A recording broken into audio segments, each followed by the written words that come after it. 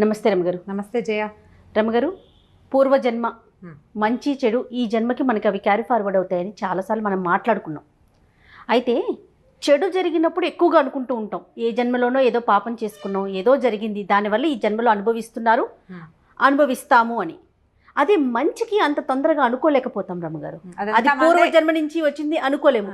Credit మొత్తం నాదే, పక్కన వాళ్ళకి కూడా వెళ్ళొద్దు కనీసం. అలాంటి ఆలోచన ఉంటుంది కదా. జనరల్గా చేస్తారు, కానీ మన తాలూకు సుఖ దుఃఖాలు ఎక్కువ భాగం మనం ముందు నుంచి తెచ్చుకున్నవే ఉంటాయి. ఇప్పుడు చేసే క్రియలు, ఆలోచనలు అవి ఈనాటివి. కానీ మనకి ఏదైనా చాలా ఇబ్బందికరమైన పరిస్థితి, మరణాలు లేదా అనారోగ్యాలు, అవన్నీ కూడా పూర్వజన్మ నుంచి క్యారీ ఫార్వర్డ్ అవుతాయి ఖచ్చితంగా. ఇప్పుడు ఇవాళ మనం పుట్టాం జయ, ఇంతకుముందు మనం ఉన్నామా? అనుకుంటాం, ఉన్నామేమో, ఎక్కడో పుట్టుంటామేమో. అదే, అక్కడ ఏం చేసి ఉంటాం? అసలు ఎలా పుట్టామో తెలియదు కదా రమ్మగారు. అక్కడ ఎలా పుట్టామో తెలీదు, ఏం చేసామో మనకి తెలియదు. కానీ ఇప్పుడు పుట్టేశాం మనం. ఆ ఏం చేసామో నీకు నాకు తెలియదు, కానీ మన చుట్టూతా కొంత ప్రపంచం ఉంది మనమే కాకుండా. వీటిని మనం ఏమంటాము? పంచభూతాలు అంటాం. పంచభూతాలనే పృథివ్య తేజో వాయురాకాశాలు. అవును, మనం మామూలుగా చెప్పుకునేటిది నిప్పు, నీరు, భూమి, ఆకాశము, గాలి. ఈ 5 వీటితో పాటు ఎప్పుడు ఉండేవాళ్ళు సూర్యుడు, చంద్రుడు, వీళ్ళు 7. దీంతో పాటు మనసు అనేది ఒకటి ఉంటుంది. అది చూస్తూనే ఉంటుంది. అది మనతో పాటు ప్రయాణం చేస్తుంది. ఈ గుంపంతా ఉంటారు. ఇప్పుడు మనం మరణించిన తర్వాత మనం మళ్ళీ పుట్టాం, ఇవే ఉంటాయి కదా మన చుట్టూతా. ఇప్పుడు నేను కొత్త ముఖంతో పుట్టానని భూమి ఆకాశాలు మారిపోవు, పంచభూతాలు మారిపోవు. అవే పంచభూతాలు అలానే ఉంటాయి. మనసు కూడా ఉంటుందంటారా మళ్ళీ జన్మకి? ఉంటుంది, అది ప్రయాణం చేస్తుంది. మనకి దాని తాలూకా విషయాలు మనకు తెలియదు, ఏమీ తెలియవు. ఒక్క టింట్ లాగా ఉంటుందా రమ్మగారు? ఖచ్చితంగా. పంచకోశాంతర అంటారు వాటిని. అమ్మవారిని పంచకోశాంతర స్థిత అని చెప్తారు. 5 కోశాలలో ఉంటుంది అమ్మవారు అని. వాట్లల్లో ఒక్క కోశం, శరీరము పంచకోశాలతోటి నిర్మించబడి ఉంటుంది. ఒకటి జీవుణ్ణి అనుసరిస్తుంది, అది కూడా ఏంటంటే పూర్తి స్థాయిలో అనుసరించదు, సూక్ష్మ రూపంలో అనుసరిస్తుంది. అందువల్లనే ఇంట్లో ఎవ్వరికీ లేని సంగీతం ఒక పిల్లకి వస్తుంది. అవును, కుటుంబంలో లేదు అసలు. వాళ్ళ కుటుంబంలో అందరూ నిరక్షరాస్యులే. ఒకడు ఐఏఎస్ అయిపోతాడు. సాధారణ కుటుంబంలో ఉంటారు, రోజు గడవని పరిస్థితిలో కూడా మీరు అన్నట్లుగా మంచి పరిస్థితిలోకి వెళ్ళిపోతారు వారు. ఒక మహాద్భుతమైన కుటుంబం ఉంటుంది. ఒక్క దౌర్భాగ్యపు మనిషి ఒకడు ఉంటాడు. వాడికి చదువు సంధ్య ఉండవు, నానా రకాల దురభ్యాసాలు వాడికే ఉంటాయి, సప్తవ్యసనాలు వాడికే వస్తాయి. అమ్మా, నాన్న, తాత, మామ అందరూ అఖండమైన వాళ్ళు, మంచివాళ్ళు, గొప్పవాళ్ళు, సమాజంలో పేరెన్నిక కలిగిన వాళ్ళు. ఒకడు తన కర్మవశాత్తు అప్పుడు చేసినటువంటి సత్కర్మల వల్ల ఈ కుటుంబంలో జన్మిస్తాడు. కుకర్మల వల్ల అతను ఏ వ్యసనాలతో అక్కడ ఇచ్చేసాడో అదే వ్యసనం ఇక్కడ అనుభవించాల్సి వస్తుంది. ఇది తప్పదు.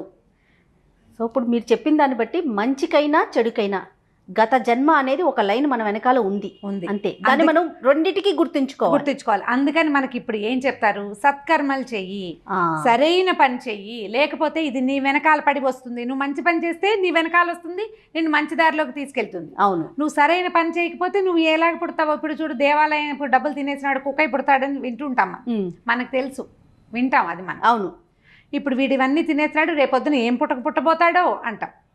మనకి ఈ శాస్త్రం తెలియదు, వ్యవహారం అంతా తెలియదు, కానీ ఈ మాటలు మనకు తెలుసు. ఇది ఎలాగూ జరగబోయేదే. అయితే వచ్చే జన్మ నేను చూడను కదా, అప్పుడు ఏమవుతుందో నాకు తెలియదు కదా, నేను ఏదో ఒకటి చేస్తాను, నా ఇష్టారాజ్యంగా నేను జీవిస్తాను అని కనుక నువ్వు అనుకునేటట్టయితే అది నీ ఇష్టం. కాకపోతే ఈ కలియుగంలో ఏం చెప్తారంటే, ఈ జన్మలో చేసింది ఇప్పుడే అనుభవించాల్సి వస్తుంది అంటారు. మళ్ళీ ఇక్కడ అనుభవిస్తాము, మళ్ళీ పుట్టి మళ్ళీ అనుభవించాల్సి వస్తాము ఖచ్చితంగా. దాన్ని అసలు తప్పించుకోలేము. కథా చరిత్సాగరంలో చాలా కథలు చెప్పుకుంటూ ఉంటాం. అవునండి. అయితే ఇప్పుడు ఇది ఇంత టఫ్ సబ్జెక్టు, ఎన్నిసార్లు మాట్లాడినా మళ్ళీ కొత్తగానే ఉంటుంది. బోలెడన్ని అనుమానాలు వస్తాయి మనకి. అయితే అది కదా, ఇది కదా, మరి వీడు బాగున్నాడు కదా, వాడు మంచివాడు కాదు కదా, వాడికి డబ్బు ఎలా వచ్చింది, రకరకాల ప్రశ్నలు వస్తాయి. వాడి అంతా కూడా ముందు చేసుకున్నటువంటి కర్మ, దానివల్లనే వస్తుంది. దీనివల్ల అనుమానం ఏం లేదు. ఈ కథలు భలే చిత్రంగా ఉంటాయి. ప్రాక్తన కర్మ అని చెప్తాడు, ముందు చేసుకున్నటువంటి కర్మానుభవం తర్వాత ఎట్లా ఫాలో అవుతుంది అని. అజరుడని ఒక వైద్యుడి కథ ఆసక్తికరంగా ఉంటుంది. ఒక ఊర్లో, శ్రీనగరం అనే ఊళ్ళో, ఒక విలాసపురం అని ఒక పెద్ద మహారాజ్యం ఉందట. ఈ శ్రీనగరం అనే దేశంలో విలాసపురం అని మహారాజ్యం. ఈ విలాసపురానికి ఒక రాజుగారు ఉండేవారు. ఆయనకి కమలప్రభని చాలా సౌందర్యవతి అయిన భార్య ఉండేదట. చాలా సంతోషంగా ఉండేవాడు. కొంచెం 45-47 ఇయర్స్ వచ్చేసరికల్లా ఆయనకి కొంచెం వృద్ధాప్యపు సూచనలు కనపడేవి మొహం మీద. జుట్టు కొంచెం తెల్లబడింది, ముంగురులు తెల్లబడతాయి. చాలామందికి ముందు జుట్టు తెల్లబడుతుంది కదా. ఆయన అద్దం చూసుకున్నప్పుడల్లా ఆయనకి బెంగ వచ్చేది. ఏమిటి ఇలా ముసలాండి అయిపోతున్నాను నేను? ఈ ముసలి మొహంతో భార్యను సమీపించడానికి సిగ్గుగా ఉండేది ఆయనకి. భార్యాభర్త ఓ ఇంట్లో ఉండరు రాజులు. ఆవిడ అంతఃపురం వేరు, ఈయన భవనం వేరు. ఈయన 2 రోజులకి, రోజు విడిచి రోజు 3 రోజులకు ఒకసారి ఆవిడ దగ్గరికి వెళ్తూ ఉండేవారు. అలాగే జరిగేవి అప్పట్లో. ఈ వ్యవహారంలో ఆ భార్యను చూడడానికి ఆయనకి సిగ్గుగా ఉండేది. ఎవరైనా ఈ ముదిమిని పోగొట్టే వైద్యుడు దొరుకుతాడా అని ప్రయత్నం చేసేవారు. ప్రయత్నం చేసే మంత్రులంతా ముదిమి వయసుతోటి వస్తుంది, ఇవాళ మీరు పెద్దవాళ్ళైతే మీకంటే 10 ఏళ్ళు చిన్నదైన రాణిగారు ముసిలిది అవ్వదు, ఆవిడే అవుతుంది సహజంగానే. అయినా కూడా ఈయనకి కొంచెం దిగులుగా ఉండేది, ఎప్పుడు అద్దం చూసుకుంటూ ఉండేవాడు. అయితే ఏమైందంటే రాజుగారికి ఇలాంటి ఉద్దేశాలు ఉన్నాయని తెలుసుకుని అజరుడు అనేటువంటి ఒక డాక్టర్, ఒక వైద్యుడు, భిషగ్వరుడు అని రాస్తారు, ఆయన ఏమన్నాడంటే మీ ముదివిని పోగొట్టేస్తాను నేను అన్నాడు. అనేసరికల్లా ఆయన చాలా ఉత్సాహం వచ్చింది. ఏం చేయమంటావు చెప్పు, ఏం కావాలి, దీనికి పులిపాలు కావాలా, సింహం పాలు కావాలా, ఏనుగు దంతం కావాలా అన్నీ అడిగాడు. ఆయన అన్నాడు ఏం అక్కర్లేదు, మీరు ఒక 6 నెలలు భూగృహంలో ఉండాలి ఏకాంతంగా, నేను ఒక్కడే చూస్తాను మిమ్మల్ని, నేనే మీకు వైద్యం చేస్తానన్నాడు. అవన్నీ ఎక్కడ కుదురుతాయి అలా రాజు ఒప్పుకున్నాడు, ఎగిరి గంతేసి ఒప్పుకున్నాడు. మంత్రులంతా అన్నారు ఎందుకు వచ్చిందండి, అది చాలా కష్టము, పైగా ఈ 6 నెలలు ఏకాంతంగా ఉంటే వాడు ఏం చేస్తాడో మాకు నమ్మకం లేదంటే. ఆయన ఒప్పుకోలే. భార్యకి చెప్పాడు, సైన్యాధిపతులకి, వారికి వీరికి అందరికీ చెప్పాడు, నేను యవ్వనవంతున్నై తిరిగి వస్తాను, 6 నెలల పాటు రాజ్యాన్ని బాగా చూడండి అన్నాడు. ఈ అజరుడు ఏం చేశాడు, ఈయనకి ఒక పెద్ద పాతాళ గృహం నిర్మింపజేశాడు, తన దగ్గరే ఉన్నాడు. ఈ పెద్ద రాజభవనం కింద అడుగున సెల్లార్ లాంటిది లోపలికి నిర్మించి రాజుగారు ఒక్కడే ఉంటాడు. ఒక్క సేవకుడితోటి మంచి ఈయన వస్తాడనమాట, రాజవైద్యుడు ఒక సేవకుడు తీసుకుని రోజు వచ్చి ఆయనకి ఏవో మందులు రాసి మొహానికి పూసి ఫేస్ ప్యాక్లు అవి వేసి చేస్తాడు. ఆయన ఒక్కడే వస్తున్నాడు. 2 నెలలు గడిచినాయి. రాజుగారు అద్దం చూసుకుని ఇంకా ముసలి మొహం పడి, ఇప్పుడు ఏమైంది ఆయనకి, ఏకాంతము, ఒంటరిగా ఉండటము, రాజ్యం ఏమైపోతుందో అని దిగులు, తొందరగా యంగ్నెస్ వస్తుందో రాదో అన్న బెంగ, వీటితో పాటు రోజు రోజుకి పెరిగే వయసు ఒక పెరుగుతుందిగా. 2 నెలలు పెరిగితే 2 నెలలు పెరిగినట్టే. ఈయన ఇంకా తగ్గట్లేదు, ఇంకా ఇదైపోతున్నాను అదైపోతున్నాను అంటే, ఏమీ లేదు త్వరలో వస్తుంది, అలా వస్తుంది, ఇలా వస్తుంది అని చెప్పేవాడు. ఈ 2 నెలల్లో ఈ అజరుడు ఏం చేశాడంటే, రాజుగారంతా ఎత్తు పొడుగు ఉండి కాస్త అటు ఇటుగా మొహకవళికలు రాజుగారిలాగా ఉన్నవాడి కోసం వేటాడాడు రాజ్యం అంతా. 3 నెలలు తిరిగేసరికి ఒకడు దొరికాడు. రాజంతే ఎత్తు పొడుగు, అంతే మనిషి, అంతే లావు, తర్వాత మొహం అది దాదాపుగా అలాగే ఉంది షేపు. రాజుకి 48-49 సంవత్సరాలు వచ్చినాయి. వీడు ఒక 25 ఏళ్ళవాడు, బిగువుగా ఉంటుంది స్కిన్ అది కదా. సరే ఏం చేశాడు, 3 నెలలు తిరగగానే రాజుగారిని సంహరించి సముద్రంలోకి తోసేశాడు. ఆ ప్లేస్లోకి తను ఏ కుర్రవాడిని అయితే రాజు లాగా ఉన్నవాడిని పట్టుకున్నాడో వాడిని ప్రవేశపెట్టాడు. వాడికి ఏం చెప్పాడంటే, నువ్వు రాజు అవుతావు, హాయిగా మహారాణి కమలప్రభతోటి జీవితాన్ని గడుపుతావు, ఈ రాజ్యమంతా నీది, నేను చెప్పినట్టు చెయ్యి చాలు అని చెప్పి అతన్ని లోపల ఉంచి రోజు ఒక మంత్రిని, ఒక సైన్యాధిపతిని, ఒక్కొక్కరిని, రాజుగారిలో మార్పు వచ్చింది, ఆయన కుర్రవాడిగా తయారయ్యాడు రండి అని తీసుకొచ్చేవాడు. మెల్లిగా ఈ మంత్రులు వాళ్ళ ఆనుపానులు, వాళ్ళ వ్యవహారాలు, మధ్యలో మహారాణి కమలప్రభ ఆవిడ తాలూకు చెలికత్తెలు ఒక్కొక్కళ్ళు అలవాటయ్యారు. రాజుగారిని ముట్టుకోకూడదు, బాగా వెళ్తురున్న చోట కూర్చోబెడితే ఆయనకి మొహం పాడవుతుంది, అలాంటివి చెప్పి వాళ్ళు డైరెక్ట్గా ఆయన్ని చూడనివ్వకుండా చేసాడు. 3 నెలలు గడిచేసరికల్లా ఈ జనం అందరికీ ఈ కొత్త రాజుగారు యంగ్గా అయిపోయిన, ఇప్పుడు మనమే ఒక 15 సంవత్సరాల తర్వాత, ఇప్పుడు ఉన్న మొహం 15 ఏళ్ల తర్వాత నా మొహాన్ని నేను చూసుకుంటే మనం గుర్తుపట్టలేము. అవును, గుర్తుపట్టలేకపోతాం. ఎందుకంటే చెంపలు అవి టైట్గా ఉంటాయి. 20 ఏళ్ళు 25 ఏళ్ల వయసు వేరు, 50 వచ్చేసరికల్లా డిఫరెన్స్ వచ్చేస్తుంది. ఆ ఫోటో ఈ ఫోటో దగ్గర పెట్టుకుంటే పోలిక ఒకలా ఉంటుంది, కానీ షేప్స్ మారిపోతాయి.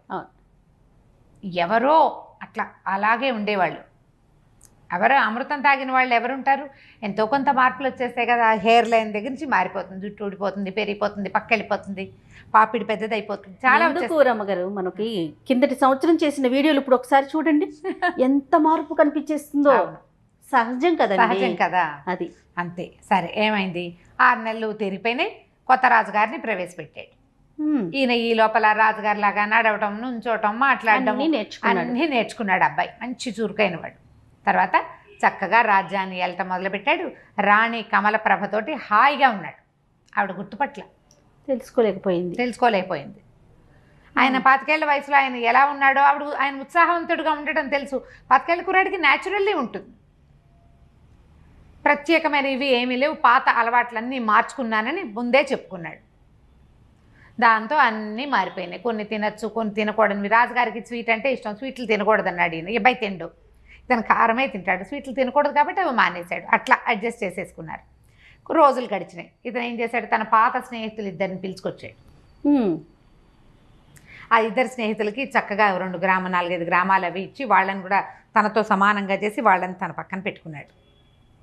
ఈ అజరుణ్ణి మాత్రం వీడు మోసగాడు. రాజుని చంపి తనని ప్రవేశపెట్టాడు. ఆయనతో క్లోజ్గా ఉండేవాడు కాదు, కొంచెం పక్కకు పెట్టేవాడు. తెలివిగలవాడు.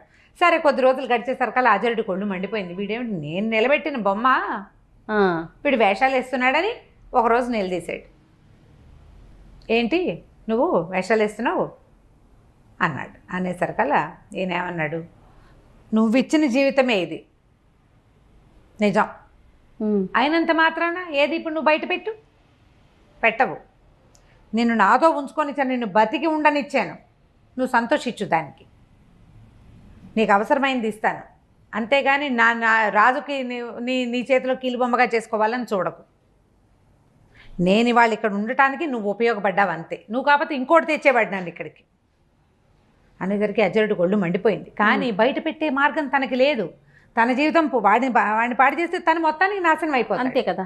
అందుకని అక్కడక్కడే తిరుగుతూ ఉండేవాడు. ఒకనాడు ఈ రాజు, అతని తాలూకు 2 స్నేహితులు, 2-3 మంత్రులు ఈ అజరుణ్ణి కూడా తీసుకుని ఒక చోట షికారుకి వెళ్ళారు. అట్లా నడిచిపోతుంటే పైనుంచి నీళ్ళు వస్తున్న ఒక చెరువులో, పైకి ఎక్కడి నుంచో ఆ చెరువులోకి నీళ్ళు వస్తాయి, బంగారు కమలాలు కొట్టుకొచ్చినాయి. అందరు కేరింతలు కొట్టారు. అయ్యో అయ్యో ఏదో పువ్వులు వస్తున్నాయి, చుట్టూ బంగారంగా ఉన్నాయని. ఈయన నీటిలోకి దూకి పువ్వులు చేత్తో పుచ్చుకున్నాడు. సంతోషించి అజరుణ్ణి అన్నాడు, అజరా నువ్వు ఈ పువ్వులు ఎక్కడి నుంచి పుట్టుకొస్తున్నాయో అక్కడ చూసిరా అని పంపించాడు.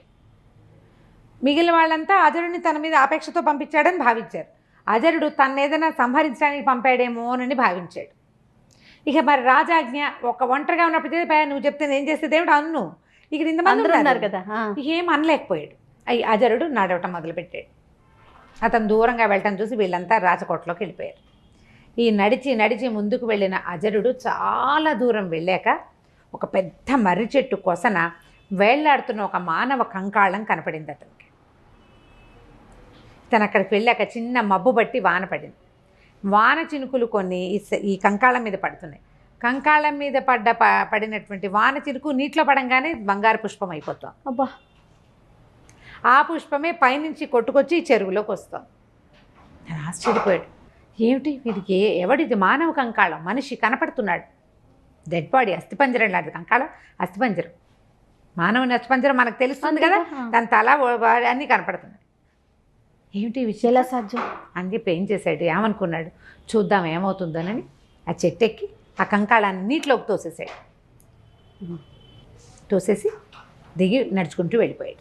మళ్ళీ వెనక్కి వచ్చాడు రాజుగారి దగ్గరికి. ఆయన అడిగాడు, రాజు అజరా కంకాళం కనపడిందా? కనపడింది అన్నాడు.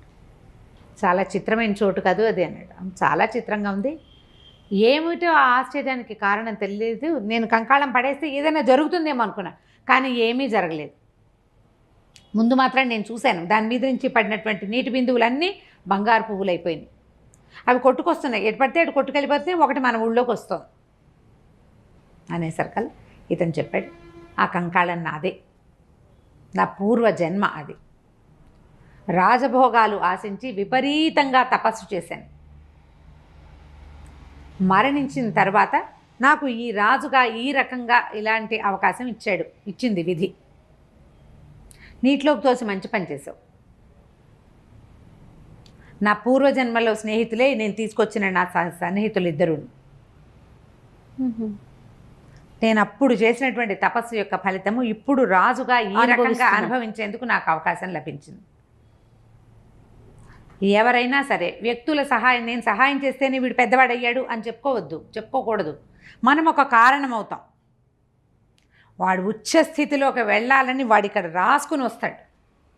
దానికి సరిపడా క్రియ ముందు జన్మలో చేసి వస్తాడు. దీనికి వ్యాజం కారణం మనం అవుతాం. నువ్వు ఆ కారణాన్ని అయ్యావు అజరా, అంతకంటే ఏదీ లేదు. అక్కడ కంకాళం ఉందని, దాన్ని స్పృశించే బంగారు కమలాలు వస్తాయని నాకు తెలుసు. నేను చేసిన తపస్సు యొక్క ఫలితం అది అని చెప్పాడు. ఆ తర్వాత అజరుడు ఇంకా రాజుని గురించి మాట్లాడటం మానేశాడు. ఇతనికి ఏం దొరికింది? తనని నమ్మిన మహారాజుని సంహరించి ఒక కొత్త వాడికి రాజు అయ్యేందుకు అవకాశం ఇచ్చే ఇది వీడి విధిది. ఆ తర్వాత అంతకుముందు మామూలు వైద్యుడు, ఇప్పుడు రాజవైద్యుడు బాగా సంపాదించుకుని హాయిగా ఉంటున్నాడు. వీడి సంపాదన ఇలా పెట్టాడు దేవుడు. దేవుడు అంటే విధి.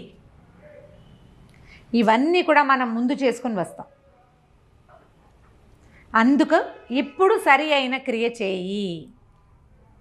ఈ జీవితంలో మనకి ఏం చెప్పబడిందో, మనం ఏ ధర్మాన్ని అనుసరించాలని మన పూర్వులు పెద్దవాళ్ళు, మన ధర్మం ఏది మనకి బోధించిందో అది చెయ్యి. ధర్మేతర కార్యాన్ని చేయొద్దు. ధర్మానికి అమెండ్మెంట్స్ చాలా ఉంటాయి. ఆ అమెండ్మెంట్ తెలుసుకో. నువ్వు ఇది చేయలేకపోతే దానికి తగింది చెయ్యి. అబద్ధం చెప్పద్దు. నువ్వు అబద్ధమే చెప్పాల్సి వస్తుంది. అప్పుడు మౌనంగా ఉండు. అదేదో పూజ చేయాలి, రోజు నిత్యము ఆరాధన చేయాలి. నువ్వు చేయలేవు. పొద్దున్న లేచి సూర్యుడికి దండం పెట్టు. ప్రతిరోజు చిన్న మార్పులు చేసుకోమంటున్నారు, అంతేనండి? అంతే. ధర్మాచరణ ముఖ్యము. నువ్వు సరి అయిన క్రియ చేస్తే నీ తర్వాత జీవితం కూడా సరి అయినదిగా పరిణమించేందుకు అవకాశం ఉంది. నేను కథ చెప్పాను, కానీ మనకి వేమన పద్యాలతో సహా ప్రతిదీ ఇదే చెప్తుంది. అంతే. మనం ఎట్లా మధ్య దొండగింజ పెట్టాం, దొండ మొక్క పెట్టాం, దొండకాయలు కాస్తుంది. చేతి దొండ పెట్టావనుకో ఏం కాయ కాస్తుంది? కూర వండుకోగలమా మనం? చేతి దొండే కదా. అంతే కదా. సరి అయిన విత్తనాన్ని నాటితే సరి అయిన చెట్టు మన విత్తనంలో ఉంది. మనం అది సరి అయిన క్రియ చేయాలి. కుక్రియలు కుకర్మలకి వెళ్ళొద్దు. నేనే గొప్ప, వారు కొంచెం ఒక మంచి పరిస్థితిలో ఉండటానికి దానికి నేనే కారణం అని భుజాలు ఎగరేయొద్దు. భుజాలు ఎగరేయటం కూడా అనవసరమే. ఎందుకంటే వాడు అక్కడ ఉండాలని వాడు రాసుకొచ్చుకున్నాడు. నువ్వు దానికి కారణమయ్యావు. అంతే. కరెక్టే. ఆ మనిషికి కృతజ్ఞత భావం ఉండాలి కదా రమ్మగారు. వాడి కర్మానుభవాన్ని బట్టి వాడికి ఉంటుంది. అప్పుడు మళ్ళీ జన్మలో అతను అనుభవిస్తాడుగా. వాడి కృతజ్ఞత ఉందనుకో, వాడికి సుకర్మ చేసినట్టు. లేదు, ఇదంతా నాదే క్రెడిట్, నా గొప్పతనంతో నా పూర్వజన్మతోనే నేను ఈ పరిస్థితిలో ఉన్నాననే భావన ఉందనుకోండి, ఇప్పుడు వాడు ఖచ్చితంగా మరో జన్మలో వాడు అనుభవించాల్సిందే. అంతే. మన ఆలోచనలు, మన విధానాలు మన తాలూకు భవిష్యత్తుని, మరు జన్మని నిర్దేశిస్తాయి. వాటిని సెటిల్ చేసేవి ఇవే. బహుశా ఇలాంటివి ఉండబట్టే ఈ జన్మలో సక్రమంగా ఉండటానికి ప్రయత్నం అన్నా చెయ్యి అని చెప్తారు. అంతే కదా. అంతే. ఇప్పుడు సరిగ్గా ఉంటే కృతజ్ఞతగా ఉండు, భక్తిగా ఉండు, ధర్మపరత్వంగా ఉండు, సాధ్యమైనంత. సహాయం చేయలేకపోతే పోని బాని, కనీసం అపాయం అవతల వాడికి ఇబ్బంది పెట్టకు, అదైనా చెయ్యి. ఇబ్బంది అయినా పెట్టకుండా ఉండాలి. అందుకనే ఈ కథలు చెప్పుకుంటాం మనం.